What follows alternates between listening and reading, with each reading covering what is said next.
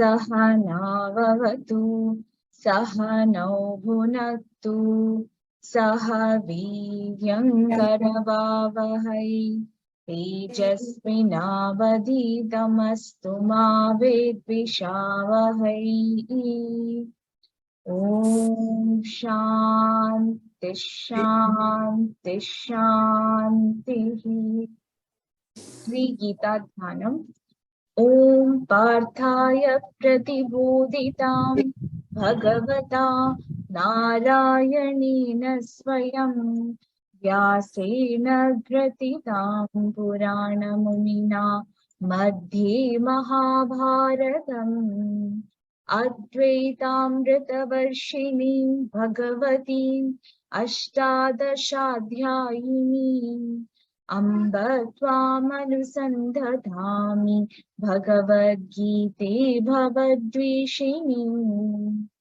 नमोऽस्तु ते व्यासविशालबुद्धे पुल्लारविन्दायतपत्रनेत्रा येन त्वया भारततैल्यपूर्णः प्रज्वालितो ज्ञानमयप्रदीपः प्रपन्नपारिजाताय स्तोत्रवैत्रेकपाणये ज्ञानमुद्राय कृष्णाय गीतामृतदुहे नमः।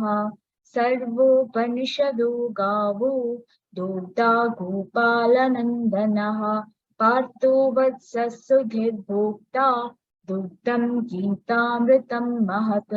वसुदेवसुतं देवं कंसचाणूरमर्दनम् देवकी परमानन्दं कृष्णं वन्दे जगद्गुरुम्। भीष्मद्रोणतटा जयद्रथजला गान्धारनीलोत्पला शल्यग्राहवती कृपेण वहनी कर्णेन वेलाकुला। अश्वत्थामविकर्णघोरमकरा दुर्योधनावर्तिनी सोतीर्णा खलु पाण्डवैरननदी कैवर्तककेशवः। पाराशर्यवचः सरोजममलं गीतार्थगन्धोत्कटं नानाख्यानककीर्सरं हरिकथा सम्बोधनाबोधितम्। लोके सज्जनषट्परैरहरहः पीडीयमानं मुधा भूयात् भारत पंकजं कलिमलप्रध्वंसिन श्रेयसे। मूकं करोति वाचालं पङ्गुं लङ्घयति गिरिं यत्कृपातमहं वन्दे परमानन्दमाधवम्। यं ब्रह्मा वरुणीन्द्ररुद्रमरुतः शृण्वन्ति दिव्यैस्तवैः वेदैः साङ्गपदक्रमोपनिषदैर्गायन्ति यं सामगाः। ध्यानावस्थिततद्गतेन मनसा पश्यन्ति यं योगिनो यस्यान्तं न विदुःसुरासुरगणा देवाय तस्मै नमः। देवाय तस्मै नमः। देवाय तस्मै नमः। Hari Om.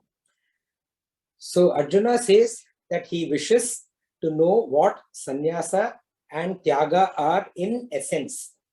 the truth of renunciation and abandonment. Sannyaasasya cha tyagasya tattvam ichhami veditum.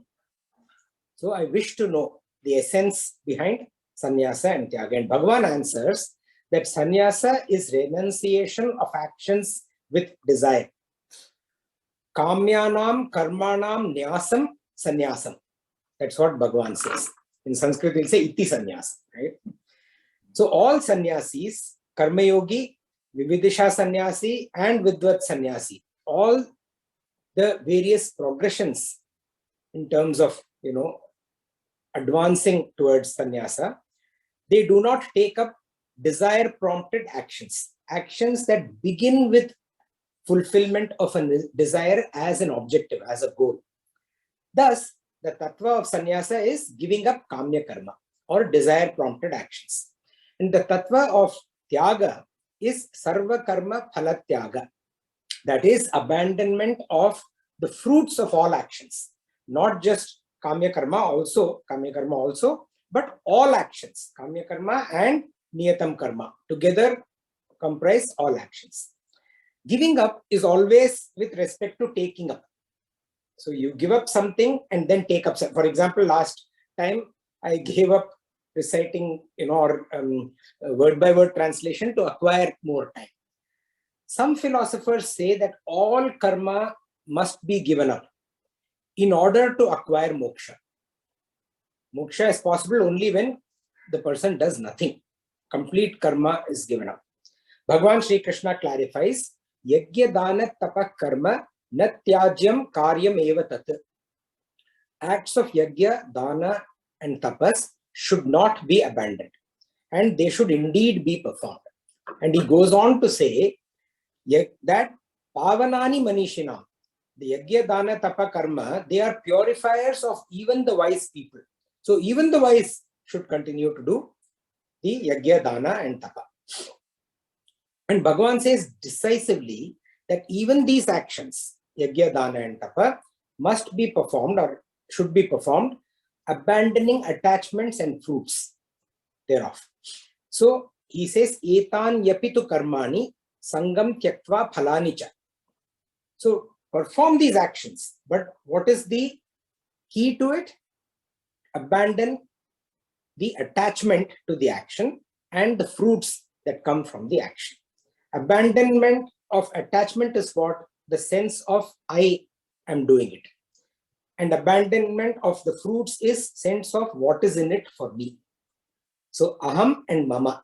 So do actions without these two aspects or these two senses of what is that I am doing it and what is in it for me. Sri Krishna also uses the term kartavyani. So this implies kartavyani, he uses it for should be performed. These actions should be performed, abandoning attachment and fruits. But kartavyani also implies that they should be performed as a kartavya, as a duty, for the sake of performing, not for any other sake, for duty's sake. Now, Bhagavan comes to the threefold variety of tyaga. But before that, let us quickly see what karma is, because that will be necessary. So we saw this last time also and earlier also, that life comprises of two aspects, activity and inactivity. Now the inactivity can be because of tamasic bhava, which is laziness, dullness. Inactivity means doing nothing, not doing any karma. Or it could be because of tushni bhava, silence, tranquility. Like some of the sages say that you should be doing nothing in tushni bhava. And people who are deluded, they don't do anything anyway. And activity is also of two types, karma and vikarma. Karma is actions that should be done, that are to be done or are done, and vikarma are actions that are to be avoided, ought not to be done. Now karma, so now the relevant aspect now is karma. So karma also again of three types or two types, whichever way you look at it. Two types, then two of them are divided or combined to one. Nitya karma and naimittika karma. Nitya karma are daily duties. These are duties that are required for robust living. If we don't do these duties, our life will not be as robust as it ought to be. For example, if we do not brush our teeth in the morning, the mouth will smell bad. There will be a foul smell. That is not robust way of living. If we do not get proper sleep, we will be tired, fatigued, and our energy levels will be extremely low. We will not be living in a robust manner.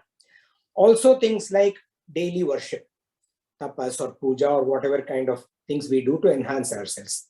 And also basic things like following the rules, paying bills, those are the things which are like nitya karma.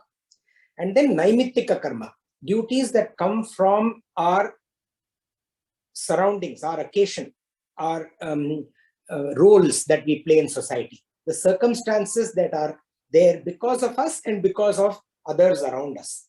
Those kind of duties are naimittika karma, which are essentially roles and responsibilities. If I'm in the office, I have certain set of duties that I should be doing because I'm earning the salary there. If I'm at home, based on the role that I'm playing, there are certain set of prescribed duties that are there traditionally or that are adopted in that respective family. So whatever it may be, in a friend circle, there are certain things that you are expected to do. These arise from one's occasions. The two of them together are called niyatam karma. Niyatam karma. Niyatam karma are obligatory duties. They are prescribed. They must be done. And then kamya karma. Kamya karma are desire prompted actions. Actions that are taken up with the purpose of selfish motive, to fulfill selfish desires. These are not obligatory karma. They are karma that are taken up by choice because it is backed by a selfish desire. So now we'll see what the tamasic, rajasic and sattvic types of tyaga are. So we go to verse 7. Niyatasya tu sannyasaha Niyatasya tu sannyasaha karmano nopapadyate karmano nopapadyate mohatasya parityagaha mohatasya parityagaha tamasa parikirtitaha tamasa parikirtitaha. niyatasya tu sannyasaha karmano nopapadyate mohatasya parityagaha tamasa parikirtitaha. So Bhagavan says tu, surely. Most of the times tu is, contextually but here in this context, surely sannyasaha, renunciation, niyatasya, of obligatory, karmanaha, actions, nopapadyate, is not proper. No, na, or is not. Upapadyate, proper. Nopapadyate is not proper. Parityagaha, abandonment, tasya, of the same, mohat, in delusion, parikirtitaha, is declared tamasaha, as tamasic. So Bhagavan is saying, surely renunciation of obligatory actions is not proper. Abandonment of the same in delusion is declared as tamasic. So the nitya karma and naimittika karma. Nitya karma, which are required for robust living. Naimittika karma, which come through roles and responsibilities based on the occasion, based on our environment. These duties, these karma are those that fall under the category of must be done. And even if in ignorance, blind ignorance, that is, okay, not genuine ignorance, blind ignorance, because genuine ignorance is rectified as soon as the ignorance is removed. Blind ignorance is delusion.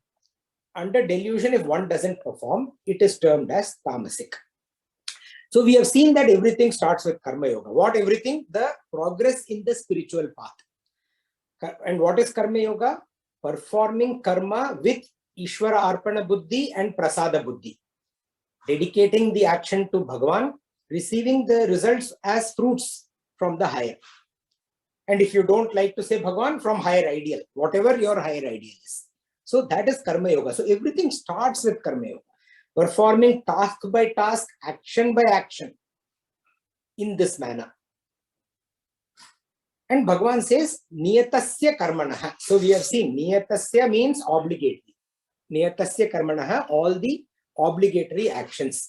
If these are renounced by the samsari, people living in the normal day-to-day world, the world that we see, if these are renounced, they do not even make a beginning in the Karma Yoga path, in the path of spirituality, which is fine, by the way. If we choose not to progress spiritually, if we are enjoying samsaric life and want to be there only, fine. There are various choices that people make. But for the people who choose to take up the spiritual path, for them, if you are abandoning Niyata Karma, you are not even making a start. Because if you are abandoning karma itself, how will you dedicate it to Bhagavan? So you're not even making a beginning. And if a person is actually progressing on the spiritual path, and while progressing abandons Niyata Karma, these kind of actions, then it is not progressing. They may have gone somewhere, but then there is retardation again. So the progress is not happening. So whoever the person is who is giving up, who are the people who give up? A karma yogi, a vividisha sannyasi, a vidvat sannyasi. So whoever it may be, at whatever level of progress along the spiritual path that they may be in, they do not abandon the obligatory actions, the niyata karma. If they do, then they are not supposedly doing what they are supposed to be doing. Bhagavan had also earlier, in an extreme situation, called them as nityachara, which is hypocrites, right? So if they do it purposely, then to fool the world, then obviously there is hypocrisy in that. And Bhagavan considers this kind of abandonment to be the lowest and the darkest. Tamasaha. Tamasaha means lowest and darkest. Discarding one's obligation to oneself and to others is considered improper. Nopapadyate.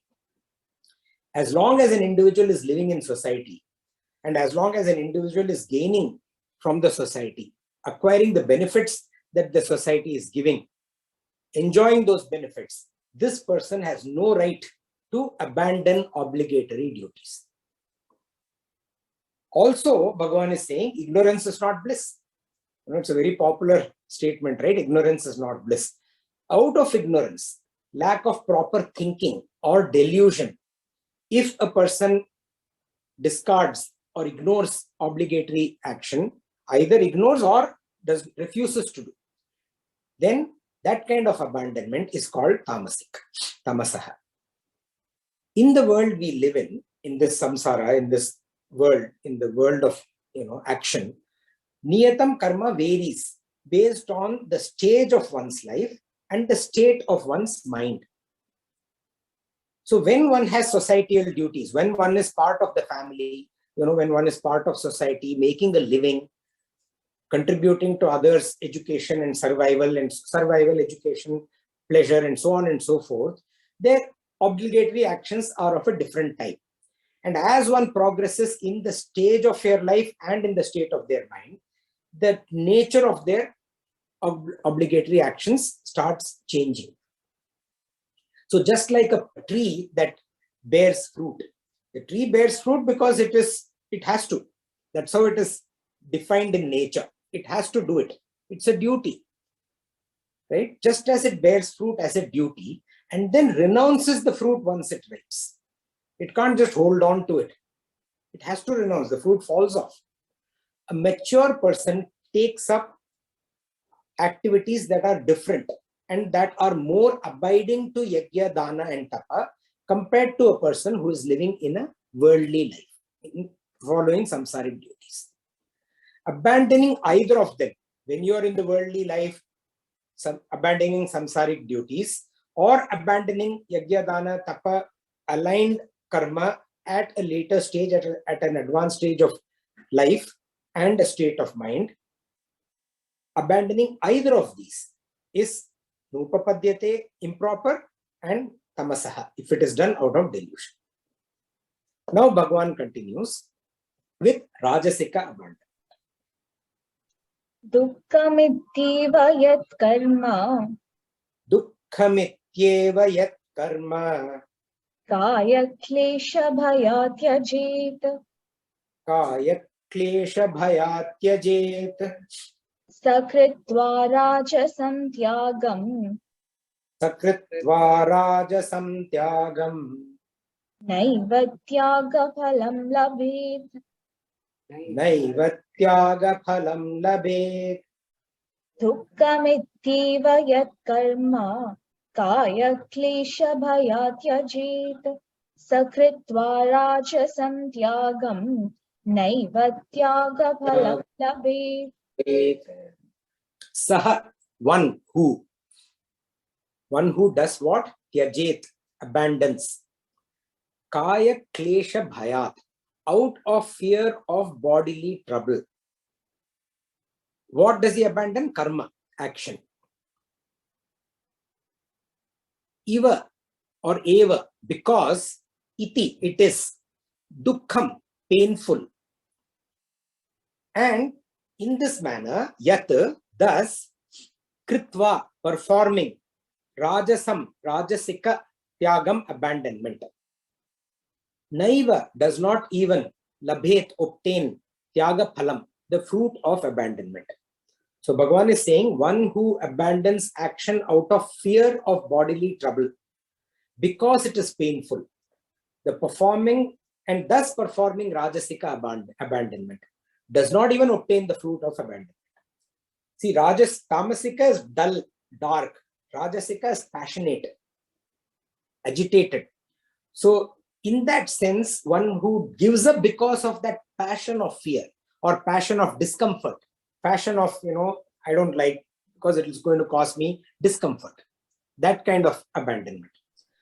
So performing one's obligatory duties is itself a great way to perform tyaga. When you do your duty itself, it is tyaga.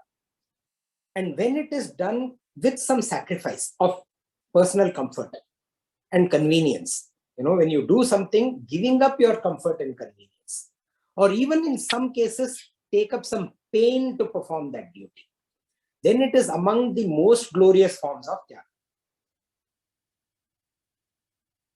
See, earthly existence actually involves significant amount of bodily trouble, whether we like it or not.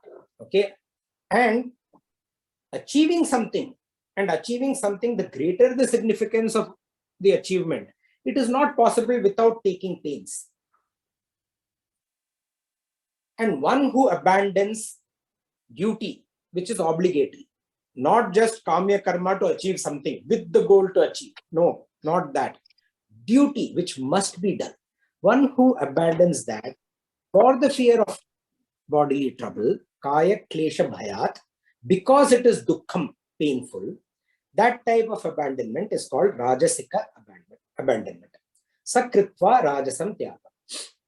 And Bhagavan says, naiva tyaga phalam labhet, does not even obtain the fruits of abandonment. See, the fruits of abandonments are excellent. And we will see in Satvika abandonment, Bhagavan will talk about it. But in worldly life also, see, if a student, does not goes to school, drops out of school, not to become a high-tech entrepreneur, not for that, because that also requires taking amount of pain, okay, or sacrifice. Drops out of school because school is painful. That person does not derive the intellectual benefit of a person who takes the pain of going to school, studying, following and doing the homework, going back to the teacher to say, I don't know this, putting in extra effort, right? Preparing for the exam, so on and so forth, right? The demands of a school education are pretty strenuous. But if someone abandons it because it is painful, the person doesn't get the education. One who is a shirker does not qualify for the next level. Spiritual study involves even more discipline than contemporary education. Contemporary education involves a lot of discipline and a lot of sacrifice and sometimes, discomfort and pain. But spiritual study involves even more than that. See, what we are doing now is fairly comfortable, from the comfort of our home, chair, maybe sometimes couch, bed, whatever it may be, right? We are doing it from the comfort in a very comfortable environment. Undergoing a similar course in a school of Vedanta is a lot more difficult, involves a lot more sacrifice. And whether we take it in the school of Vedanta or whether we take it in the comfort of the home, that doesn't matter. Putting that into practice in our day-to-day life, that involves even more discipline. even more discomfort. So studying theoretically is one thing, but putting it into practice in one's lives is very, very tough, very, very difficult. So spiritual study is not an easy path. And some students of spirituality, they have an escapist mindset and actually take up sannyasa, just put on an orange robe so that other people think they are sannyasis. But they are living a life of ease and comfort. They do not even obtain the benefit of such tyaga. Naiva tyaga phalam labet. So one who shirks does not obtain the fruit of any endeavor. In simple terms, that is what Bhagavan is saying. Obviously, it gets much more technical and complicated in spiritual study or path. Even Arjuna was an extremely accomplished leader, a king, right? But in the face of decisive battle, even though it was a war for righteousness and establishing righteousness, Arjuna knew that that is what it is. A king, an accomplished king. But in that phase, he was overwhelmed by a fit of Rajasic Tyaga, Rajasic renunciation. He wanted to leave the battlefield and run away to the Himalayas. That's what he told Krishna. Just run away. Why not just go and do meditation? It is thus clear that it takes immense, even for the most accomplished, it takes immense commitment and intense pursuit to tread on this path. And abandoning for the fear of pain and for the fear of bodily trouble is Rajasic Tyaga.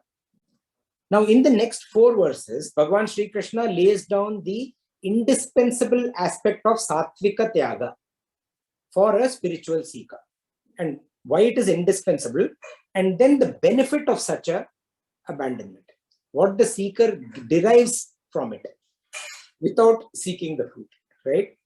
So before that, he first specifies what Sattvika Tyaga is. He just told us what Tamasic Tyaga and Rajasic Tyaga are. Next verse, he talks about what is Sattvika Tyaga. Karyamityeva yat karma Karyamityeva yat karma niyatam kriyate Arjuna niyatam kriyate Arjuna sangam tyaktva phalam chaiva sangam tyaktva phalam chaiva satyagas satviko mataha. satyagas satviko mataha. Karyamityeva yat karma niyatam kriyate Arjuna sangam tyaktva phalam chaiva satyagas satviko mataha. O Arjuna, he is addressing Arjuna. O Arjuna, yat, whatever, niyatam, obligatory karma, niyatam karma, obligatory action, kriyate, is performed, ityeva, only because, karyam, it ought to be done. Like kartavya, remember earlier Bhagavan had said kartavya, only because it ought to be done. Any obligatory action that is performed only because it ought to be done. Tyaktva, abandoning. And how should it be performed? Tyaktva, abandoning. Sangam, attachment. And cha, and phalam, fruit. Also, iva, and also, or rather chaiva, and also fruit, phalam. Saha, that. Tyagaha, abandonment.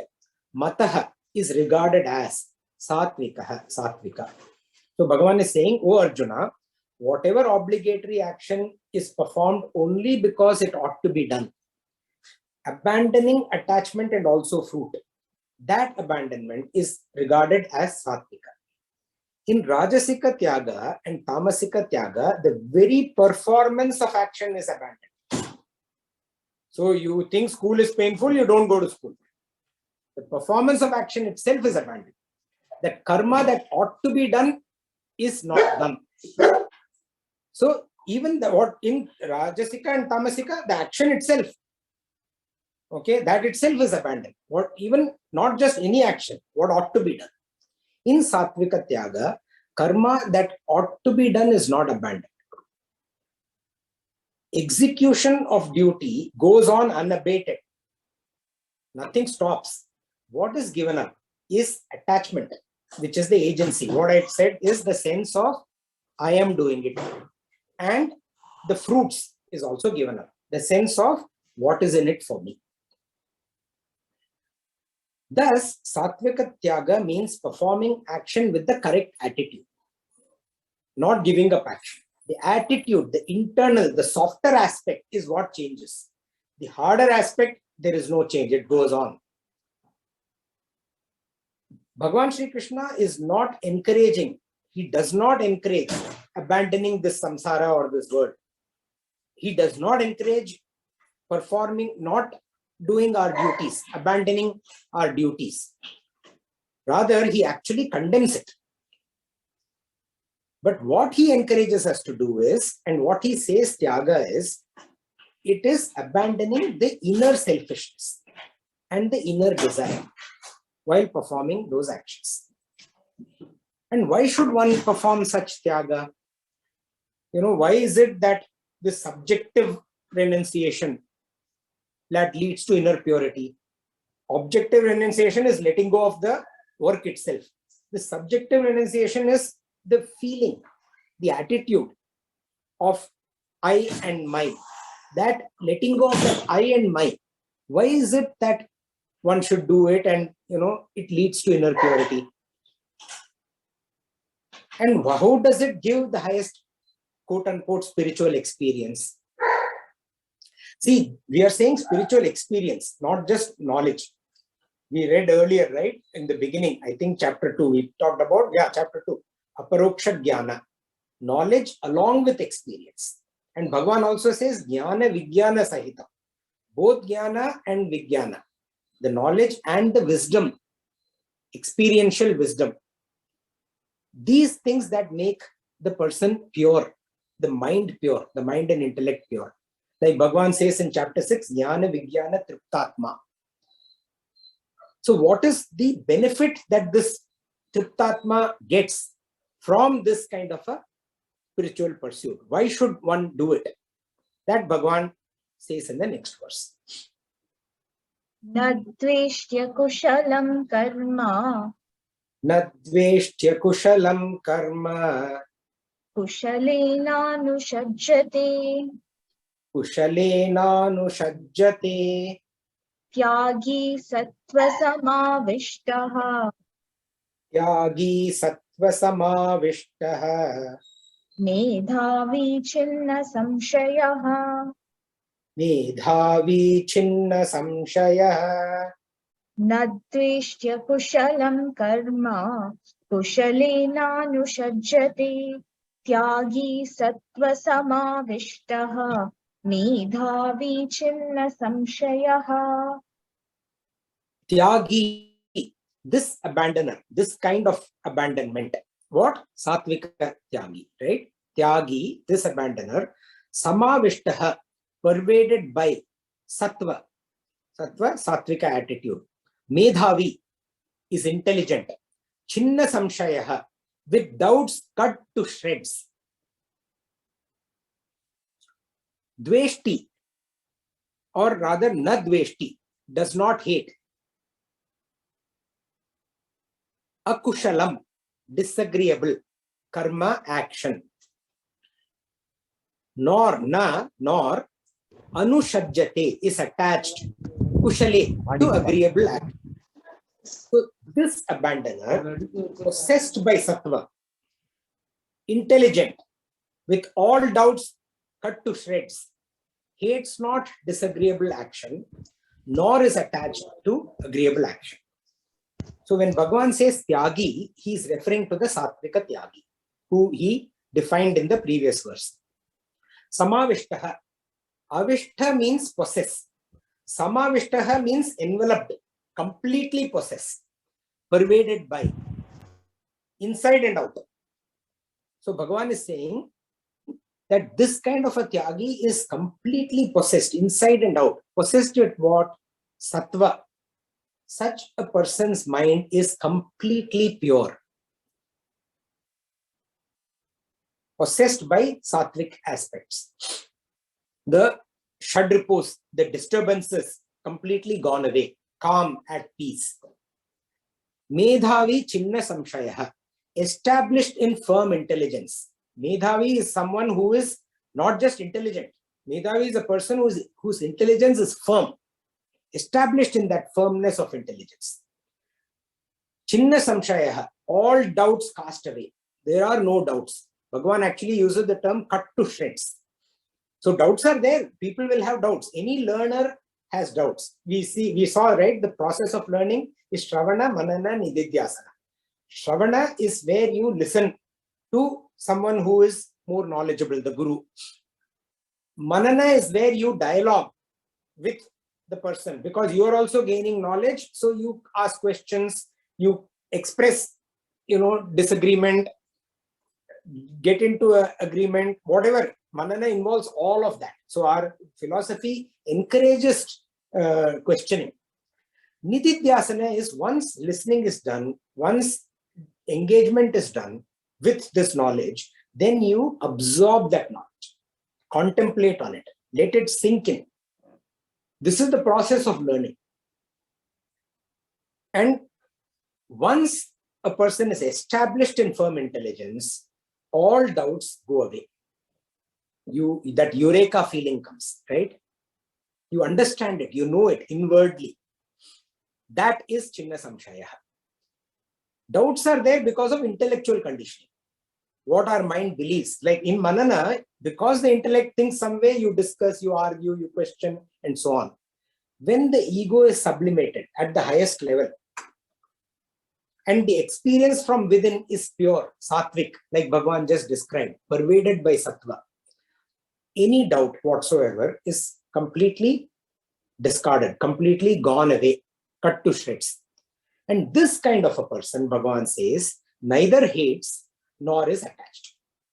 So to be in that position of neither hating nor being attached, you need to get to this stage. See, environment will be agreeable, environment will be disagreeable. That's not in our control. This person does not become miserable in disagreeable situations and does not get attached to agreeable situations. One does one's duty under all circumstances, in peaks and in troughs, whatever it may be. That is what Bhagavan says when he says, Na dveshtya kushalam karma kushale nanu sajjate. Whatever may be the situation, environment, whatever it may be. Like a mirror. See, a mirror, just because it is reflecting something beautiful, the mirror doesn't acquire any benefit out of it or a merit out of it. It doesn't gain. And if it is reflecting something ugly and, displeasurable, it is not losing anything. It's not, in any way losing. Any demerit is not coming to it. So it is not impacted by the surroundings. A person of steady understanding, with the doubts dispelled, is not confused by karma and akarma. See, remember earlier Bhagavan had referred to it, chapter 4, verse 18. Bhagavan had said, and this is our sadhana for chapter 4, right? Karmanya karmayah paschet, akarmani cha karmayah, sa buddhiman manushyeshu, sa yukta kritsna karma krita. See, Bhagavan had said, one who sees inaction in action, and one who sees action in inaction. Inaction in action, and action in inaction. One who sees karma in akarma, and akarma in karma. Although performing actions, is wise, sabuddhiman, among human beings. He is a yogi. Such a person sees things in their true perspective, beyond the facade. See, we had used this example earlier also when we studied this verse. Sri Krishna and Arjuna, best example for us, right? They are in the battlefield, in the middle of the battlefield. Arjuna had commanded Sri Krishna, Senayor Ubayor Madhye. And once he got there, Sri Krishna, how is he? His left hand wielding an iron grip on the reins of the 4 spirited white horses, right? Which signify the spirits. And his right hand in Jnana Mudra, imparting wisdom to his dejected devotee. That is how Krishna is. If you see that, actually today I should have been in that other room with the Gita Upadesham. Right? So in that Gitopadesham, that is how he is. While his body, mind and intellect are engaged, the hand is holding the reins, the Jnana Mudra is there, he is focused in the battlefield, but calmness reigns in his persona. The countenance is absolutely calm, indicating that this Supreme Bhagwan, who is in the body of Sri Krishna, embodied in the avatar of Sri Krishna, is ever established in action. He is performing action, but established in inaction. Poised in the midst of purpose. Aware that the upcoming action is akushalam, disagreeable. Everything about it is going to be disagreeable. Yet, equipoised in sattvic, as a sattvic medhavi. Arjuna, on the other hand, okay, cast off his bow and arrow, sat down dejectedly. He appears inactive, but his mind is in turmoil. He is sitting down, doing nothing. But inside the mind, there is great commotion. He is ready to renounce his duty and run away. And that represents Rajasic Tyaga. Krishna, on the other hand, represents Sattvic Tyaga. And this same Arjuna, at the end of this chapter, we will see established in Sattvika Tyaga.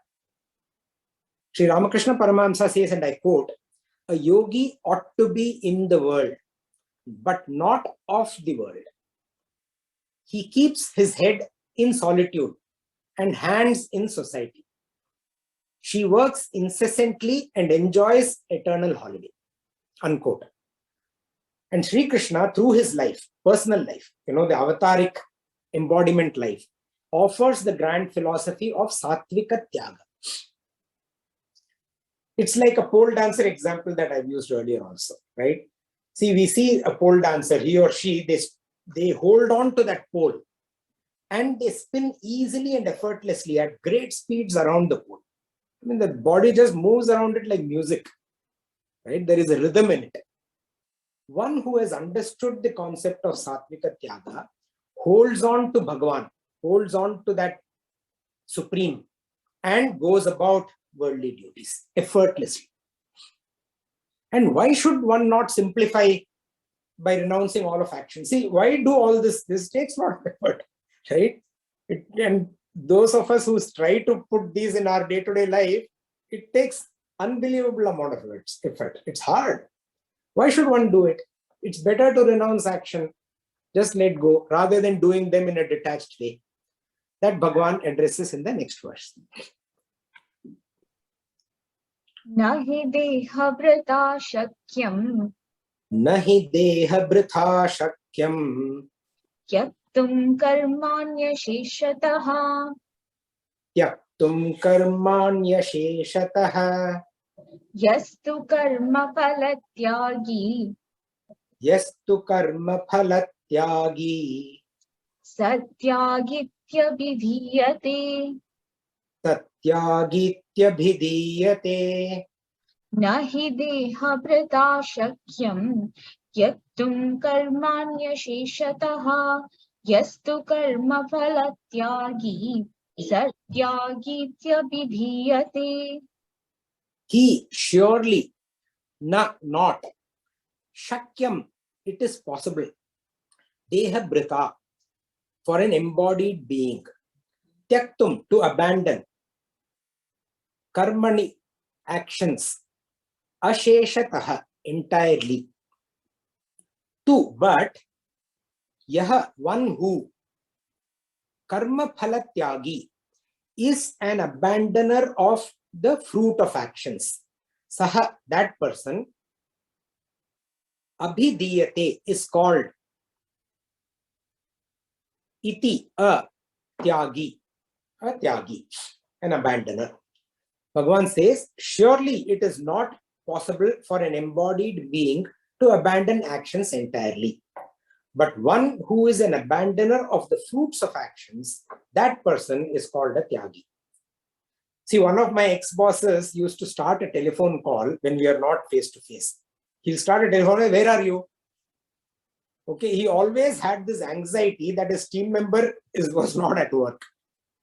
Now, COVID has changed all that, by the way. So you can be anywhere and continue work. But before COVID, Where are you was the way the call began. And a yogini who I know, who I've met a few times in the Himalayas, she lives ahead of Gangotri. She begins or greets people with, "Who are you?" Okay. So my boss had this inner urge, in a sincere sense, by the way, positive sense. He was very duty bound. Okay. So in a sincere positive sense, he had this inner urge to identify another person's state of being. Where are you? The yogini, she always urged one to think about one's own identity. Who are you? And so if I'm with her, I'll say, "Hari Om Dharmishtama, I am Srini from Bangalore," right? Or to my boss, I'll say, "Hey, I'm in the office," or "I'm in the customer's, so-and-so customer's place." Even if I was not, I would still say that. Okay. Anyway, the content of the call is not going to be dependent on where I am. But what is all this? This is identification. I am a father, I am a son, I am happy, I am sad, I am here, I am there, and so on and so forth. This kind of identification. Such kind of an identification with what? With my body, mind, and intellect. I am so and so, I am present here, I am in this frame of mind. My body, my mind, my intellect. Identification with that, my BMI, makes one a PFT in the word of Gurudev Swami Chinmayananda. He beautifully uses this concept of BMI PFT. BMI is body, mind, intellect. PFT is perceiver, feeler, thinker. So the body perceives, the mind feels, the intellect thinks. And this body perceiving, mind feeling, and intellect thinking, that leads to us having preferences. This leads to wishes and wants, likes and dislikes, aims and goals. This kind of a person is a Dehabhrita. So it is said, Deham Bhibarti iti Dehabhrita. So this Dehabhrita. So Bhagavan is talking about this Dehabhrita, one who identifies with the body, mind, and intellect. Identification comes from the mind intellect. At any level of spiritual progress, identification is important. Even Swamini will introduce herself as Dharmishtama, right? It has to happen. It enables co-living in society.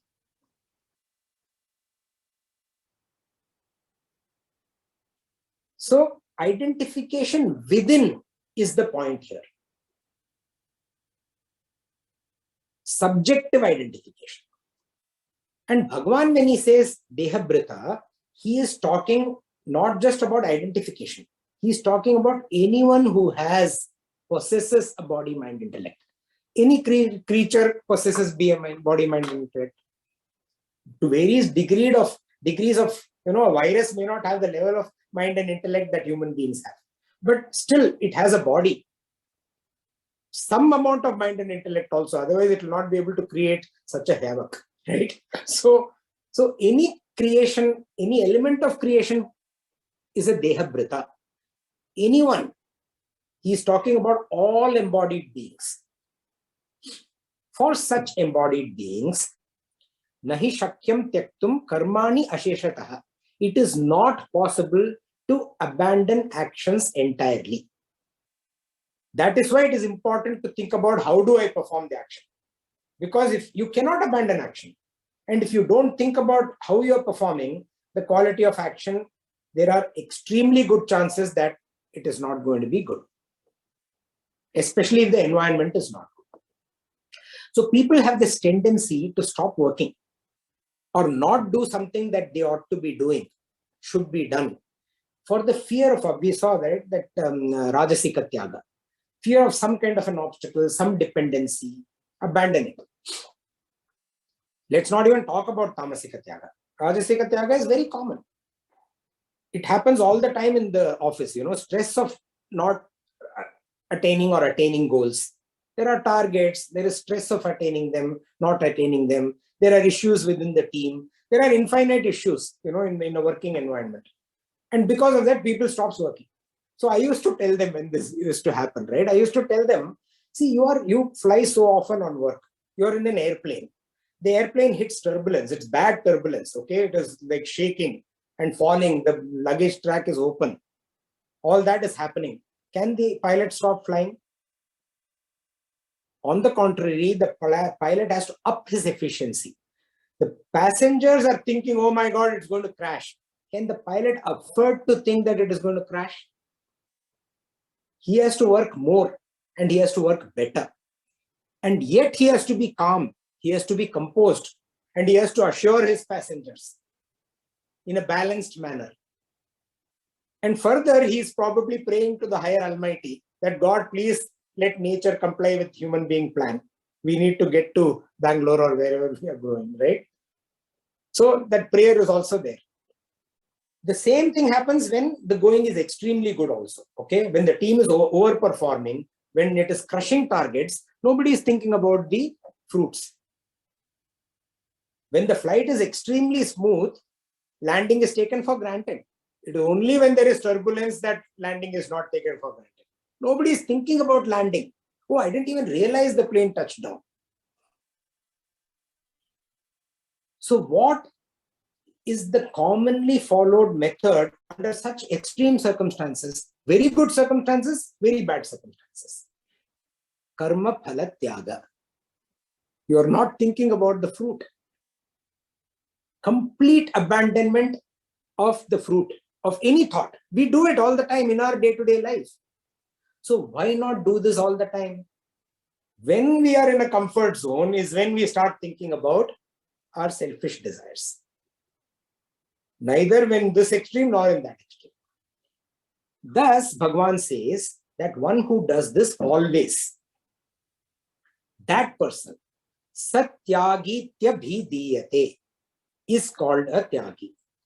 The art of carrying on working, doing what is to be done with complete detachment.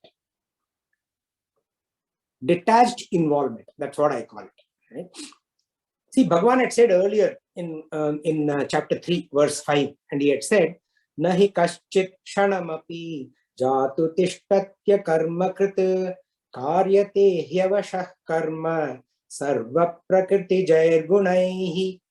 Indeed, not even anyone can certainly remain without performing action, even for a moment. See, even as I'm speaking, you know what I was doing? I was kind of taking this pencil in my hand. I'm very focused on the satsang, but somehow or the other, my hand is going to this pencil, This is nature. For everyone is made to act helplessly by the qualities born out of nature. Sarva prakritir jair gunai. So based on our nature, we are forced to act. Hence, it is critical to work upon our nature. If we continue to lean towards tamas or rajas, we will be made to helplessly abandon action itself. Rajasic abandonment and tamasic abandonment, Rajasic tyaga and tamasic tyaga are abandoning action, either through delusion or through passion. That kind of abandoning is not tyaga. Abandoning action is not tyaga.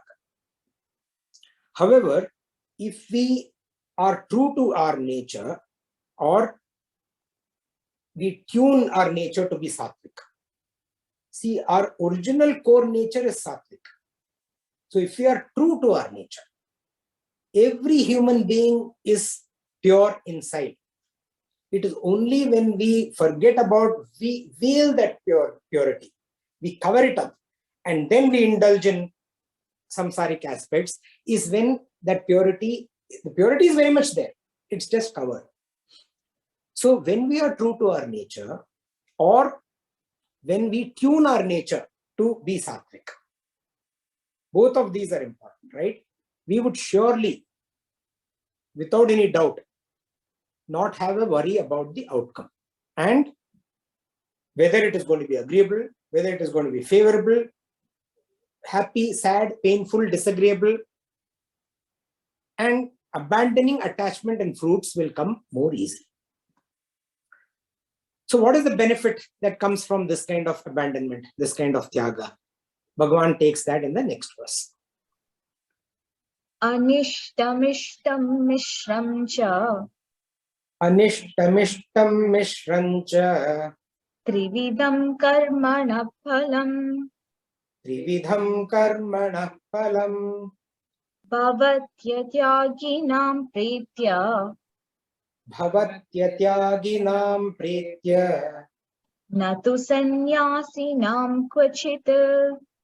natu sannyasinam kvachit Anishtamishtam mishram cha trividam karmana phalam bhavatyajaginam pritya natu sannyasinam kvachit. So Bhagavan says Trividham, the threefold, karmanaha, fruit, phalam, of action, anishtam, disagreeable, ishtam, agreeable, cha, and mishram, mixed. Bhavati, accrues, pretya, after death, atyaginam, to one who does not abandon. Two, but, na, not, sannyasinam, to the one who has relinquished. Kvachit, ever. The threefold fruit of action, disagreeable, agreeable, and mixed, accrues after death to one who does not abandon, but not to one who has relinquished, ever. So here we must keep in mind, when Bhagavan is saying to one who does not abandon, one who has relinquished, one who does not abandon attachment and fruit, not one who does not abandon action. Okay, that's a different thing. So we have to keep, this is about Sattvika Tyaga. So we have seen the threefold aspects of Tyaga: Tamasic, Rajasic, Sattvic. Here Bhagavan says that the fruit of action, fruit of Tyaga, is threefold. Anishtam, that which is disagreeable or bad. Ishtam, that which is agreeable or good.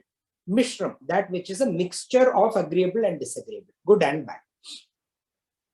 Pretya, Bhagavan uses the word pretya. Pretya means after death. This has two implications.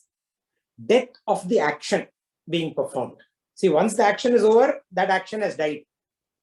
So death of that action and death of the performer of the action also.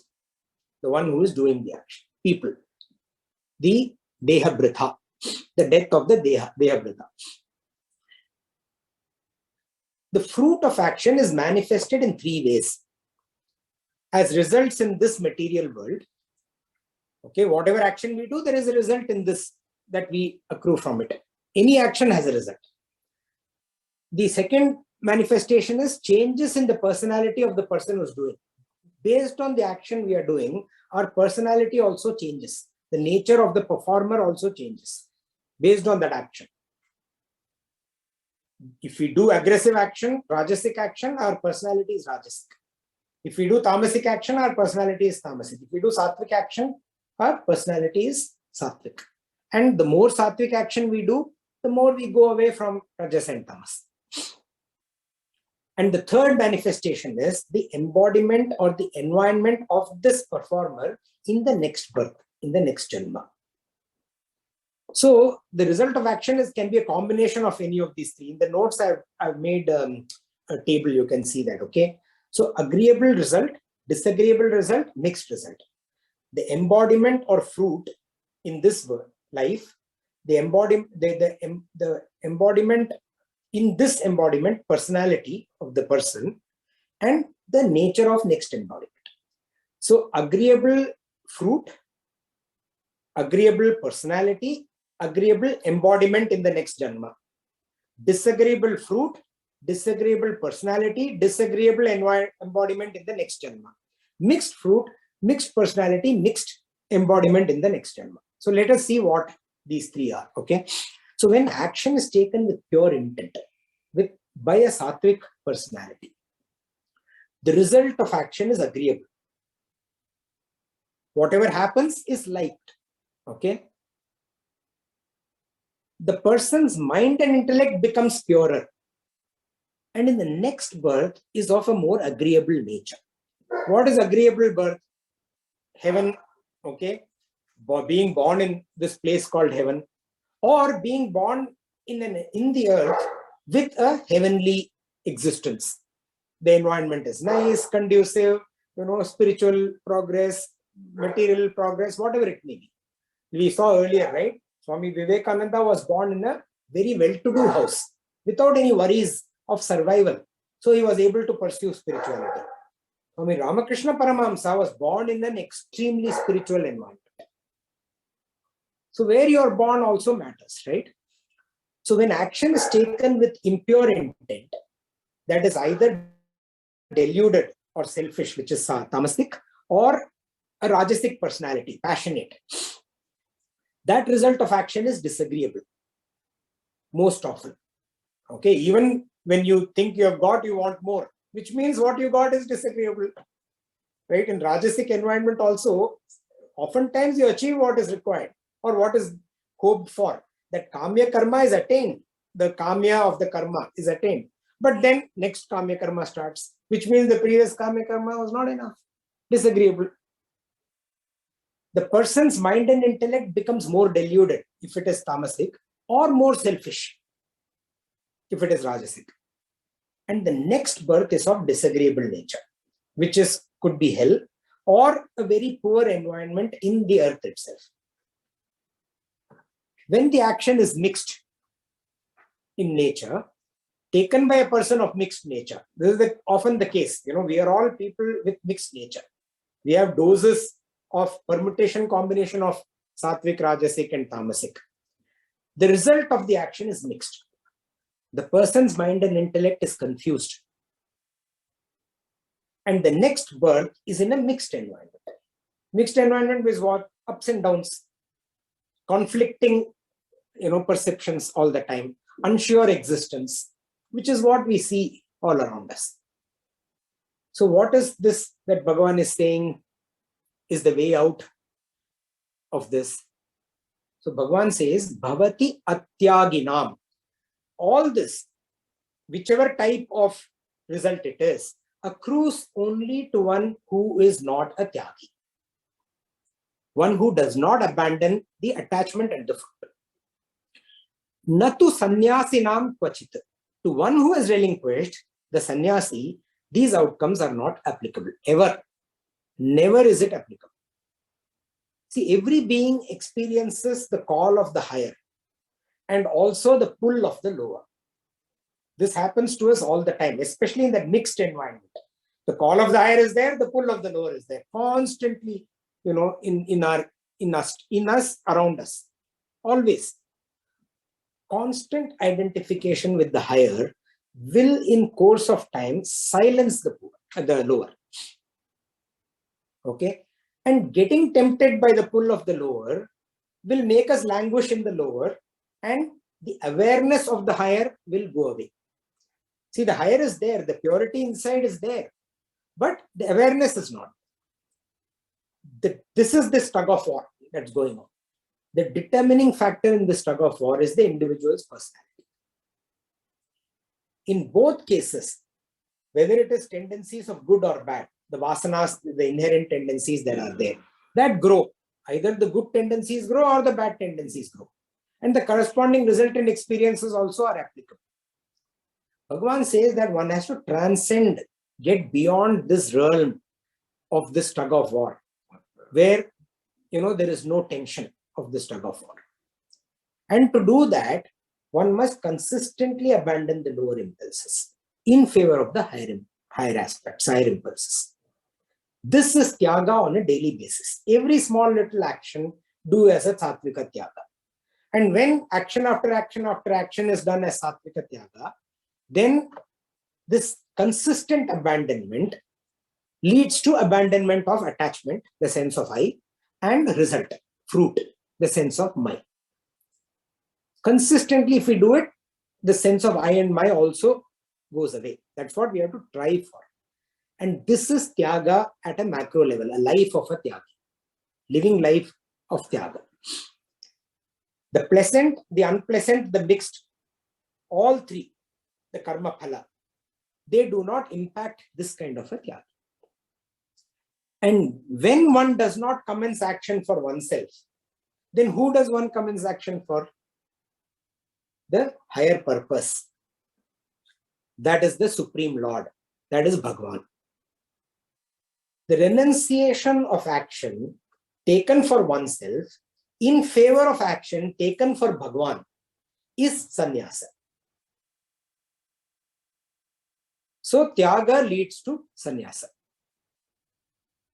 So now does that mean chapter 18, Moksha Sannyaasa Yoga, the yoga of liberation through renunciation, is over? See, Bhagavan is beautiful exposition, right, of tyaga, their essence, the sannyasa, the essence, how tyaga leads to sannyasa, right? All of that beautifully expressed. How they are synonymous, that aspect also. No, not yet. We have 54 more verses to go. The chapter has even more verses, but Bhagavan's teaching 54 more verses to go. So Bhagavan will take a closer look at karma. He dissects.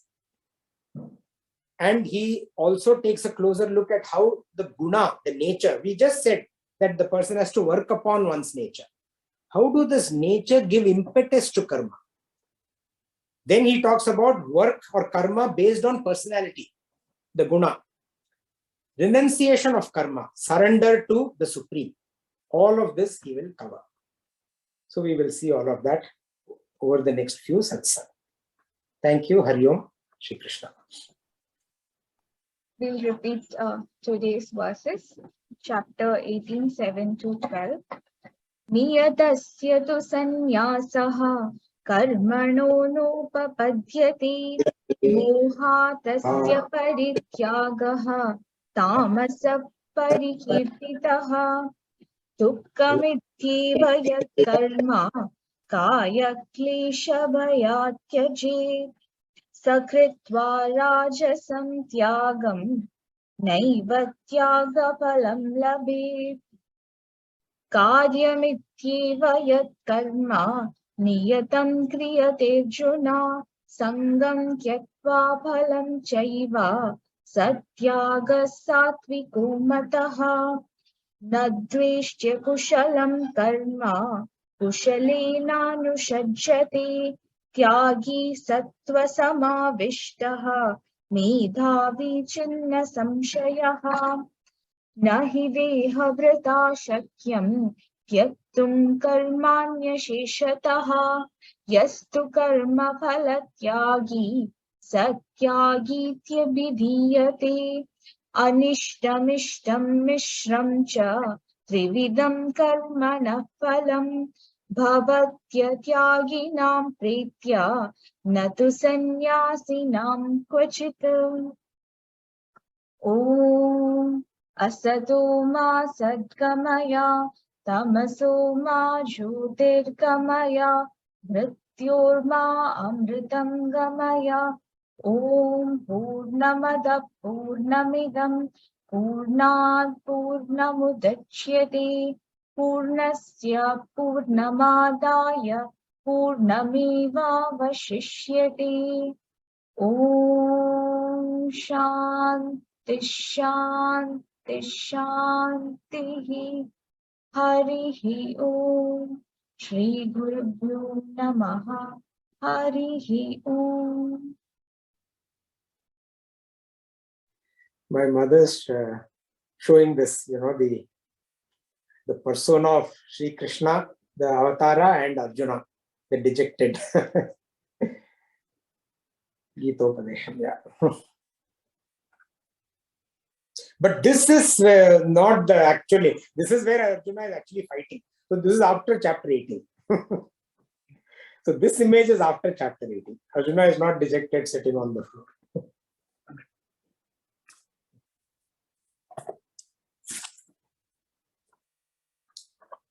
Any thoughts or comments, questions?